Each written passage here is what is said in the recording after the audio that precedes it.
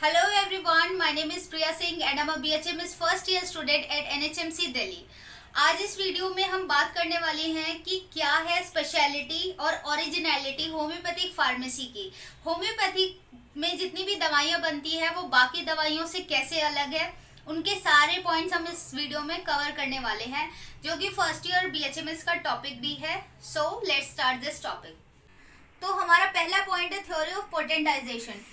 अभी पोटेंटाइजेशन में देखो होता क्या है, मेथड्स क्या होते हैं, सकशन होता है, ट्राइचुरेशन होता है, ये सब अलग बात है। बट इसमें एक्चुअल में बोलना क्या चाह रहा है कि कोई भी ड्रग है आपके पास, जब तक वो क्रूड फॉर्म में है तो उसकी मेडिसिनल प्रॉपर्टी क्या है, उसमें लेटेंट है, छुपी हुई है। पर लैब में ले गए और उसके अंदर की सारी मेडिसिनल प्रॉपर्टी आपने एक्सट्रैक्ट कर ली और एक स्पिरिचुअल मैनर में एक पेशेंट को ट्रीट करने के लिए यूज किया गया।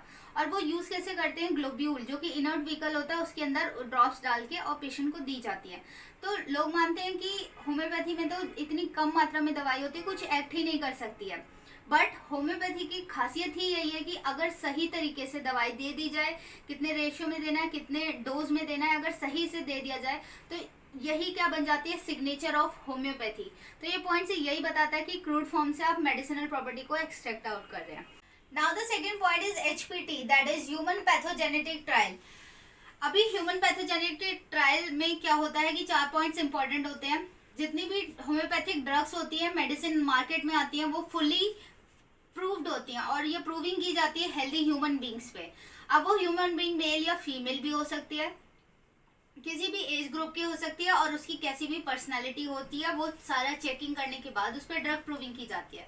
Now the second point is कि जब भी प्रूविंग के बाद जो सिम्टम्स होते हैं वो सब्जेक्टिव, जिस पे की गई है उसके सिम्टम्स को ज्यादा प्रायोरिटी दी जाती है। थर्ड पॉइंट ये है कि जो भी ड्रग्स होते हैं वो अपने नेचुरल फॉर्म में प्रूव कराई जाती है, उसमें किसी भी प्रकार का कोई अलग से केमिकल या अल्कलॉइड मिक्स नहीं किया जाता। द फोर्थ पॉइंट इज कि जो मेडिसिन दी जाती है प्रूवर को, वो बहुत ही ज्यादा डाइल्यूट फॉर्म में दी जाती है। Now the third point is कि सिंगल और सिंपल रेमेडी होती है।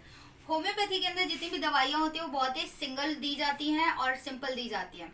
तो इसका कहने का मतलब क्या है कि देखो, जैसे एलोपैथी में जाते हो आप, तो अगर आपको आयरन की कमी है तो आयरन की टैबलेट दे देते हैं, कैल्शियम की अलग से दे देंगे, शुगर है तो उसके साथ भी बहुत सारी मेडिसिन इकट्ठा दे देते हैं, 7-8 पिल्स आप एक साथ ले रहे होते हो। पर होम्योपैथी में क्या है, आप कोई भी बीमारी ले जाओगे, उन सब के लिए आपको अल्टीमेटली एट लास्ट एक ही दवाई प्रिस्क्राइब की जाती है। तो यही खास बात है होम्योपैथी मेडिसिन की।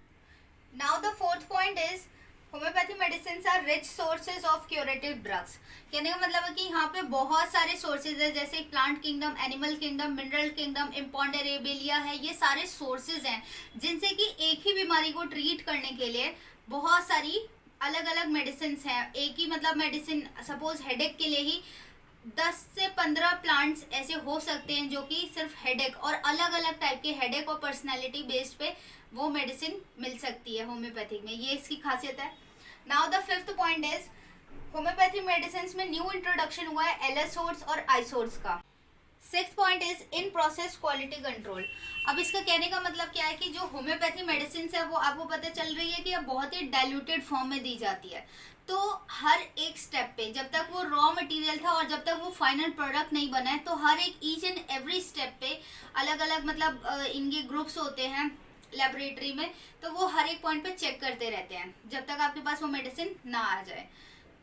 Now the seventh point is purity and totality of drug source. In totality of drug source, इसके कहने का मतलब है कि जो भी ड्रग बनती है वो टोटल, या तो प्लांट लिया हो या एनिमल, कोई भी सोर्स है, उसके पूरे से वो मेडिसिन बनाई जाती है। उसकी कंपोनेंट्स में, उसके कॉन्स्टिट्यूएंट में अलग अलग ब्रेक नहीं किया जाता है केमिकल्स को।